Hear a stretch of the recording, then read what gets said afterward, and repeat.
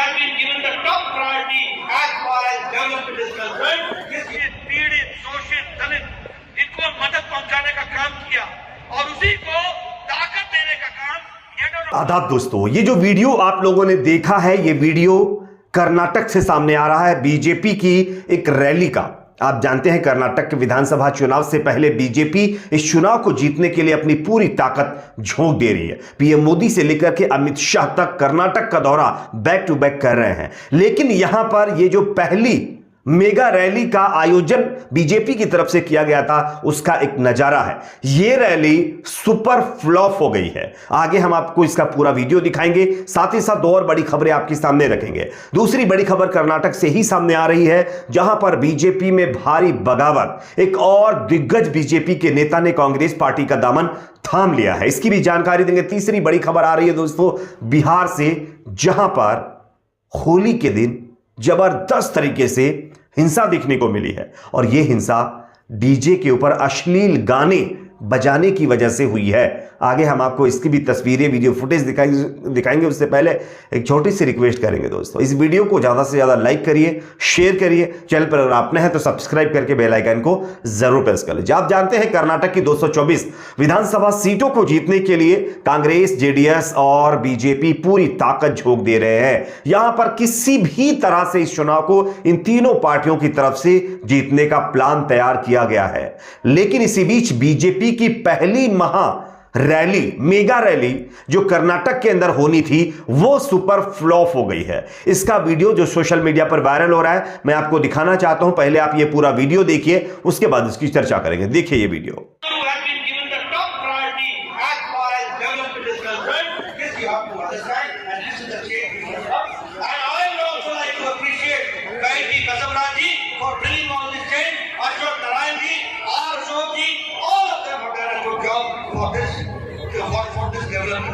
अगर हम कहें वंचित, पीड़ित, शोषित, दलित इनको मदद पहुंचाने का काम किया और उसी को ताकत देने का काम येडियुरप्पा और बोम्मई साहब ने किया। ये भी हमको ध्यान रखना चाहिए।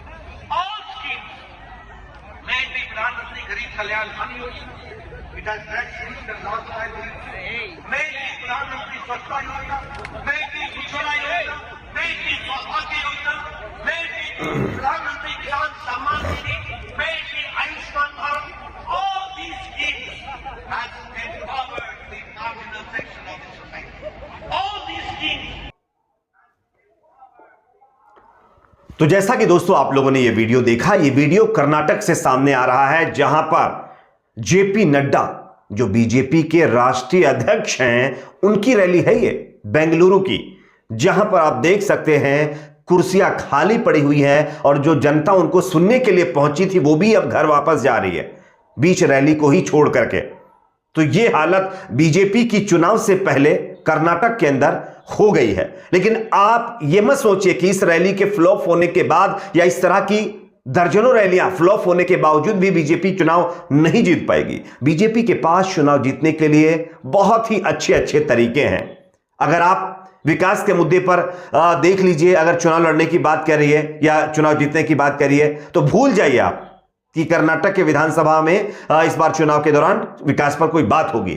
और इसी तरीके से कई जो है ऑप्शंस हैं बीजेपी के पास, जिससे वो चुनाव जीत सकती है। और लोग भी सोशल मीडिया के ऊपर यही सवाल कर रहे हैं। इसी तरह से यानी जो गुजरात है, वहां पर भी बीजेपी के रैलियों में लोग सुनने के लिए नहीं आ रहे थे, लेकिन उसके बावजूद भी बीजेपी के जो है लोग चुनाव कैसे जीत जाते हैं, बीजेपी पार्टी चुनाव कैसे जीत जाती है। क्या इसमें कोई जादू वो लास्ट में कर देते हैं कि उनकी सीटें ज्यादा हो जाती हैं? ये लोग लगातार सवाल कर रहे हैं। देखना यह होगा कि कर्नाटक का हाल क्या होता है। अगली खबर की बात करेंगे जो कि कर्नाटक से ही सामने आ रही है। कर्नाटक के अंदर विधानसभा चुनाव को लेकर के चुनाव आयोग कुछ ही दिनों के बाद चुनावी तारीखों का ऐलान करने वाला है, लेकिन उससे पहले दल बदल का मामला शुरू हो चुका है। इससे पहले आप लोगों को पता होगा कि कर्नाटक के अंदर बीजेपी के कई नेताओं ने कांग्रेस पार्टी का दामन थाम लिया है, लेकिन अब एक और बीजेपी के दिग्गज नेता ने पार्टी छोड़ दी है और कांग्रेस पार्टी का दामन थाम लिया है। मैं आपको खबर दिखाना चाहता हूं, आप इस खबर को देखिए।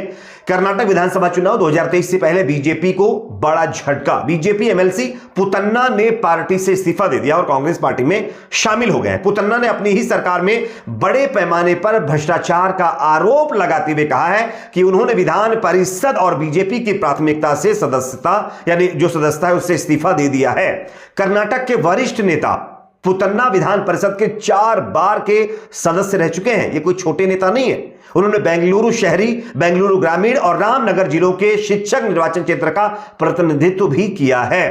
पुतन्ना को अक्टूबर 2020 में विधान परिषद के लिए दोबारा चुना गया था और उनका कार्यकाल 2026 को खत्म होना था, लेकिन उससे पहले ही उन्होंने कांग्रेस पार्टी का दामन थाम लिया है। मीडिया से बातचीत में पुतन्ना ने कहा है कि मैं आज इस निर्णय पर पहुंचा हूं और बीजेपी की प्राथमिकता सदस्य और विधान परिषद की सदस्यता से इस्तीफा दे दिया है। मैंने अपना इस्तीफा विधान परिषद के अध्यक्ष के कार्यालय को सौंप दिया है। साथ ही साथ उन्होंने बीजेपी के ऊपर हमला भी किया। उनका साफ तौर पर कहना था कि बीजेपी जो भ्रष्टाचार में लिप्त पार्टी है और कर्नाटक के अंदर लगातार जो भ्रष्टाचार फैल रहा है उस पर काबू पाने के लिए पूरी तरह से बीजेपी नाकाम होने वाली पार्टी है। इस वजह से उन्होंने यह निर्णय लिया है। अब क्या वाकई पुतन्ना जी ने इसी वजह से पार्टी छोड़ी है या कोई और रीजन रहा होगा, यह तो उन्हीं को पता है। लेकिन कर्नाटक की 224 विधानसभा सीटों पर होने वाले इस बार के विधानसभा चुनाव वाकई कांटे के होने वाले हैं, क्योंकि अगर इस तरह से बीजेपी के नेता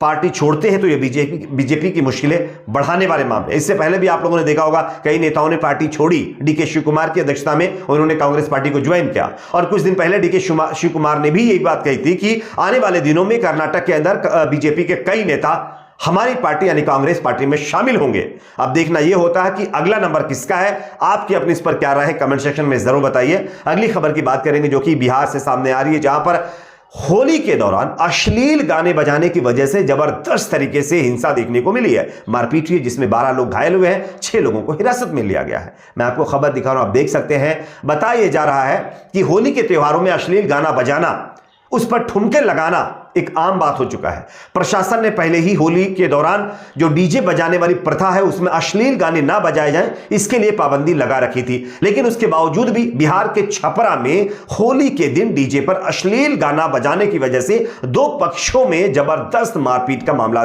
जो है हुआ है।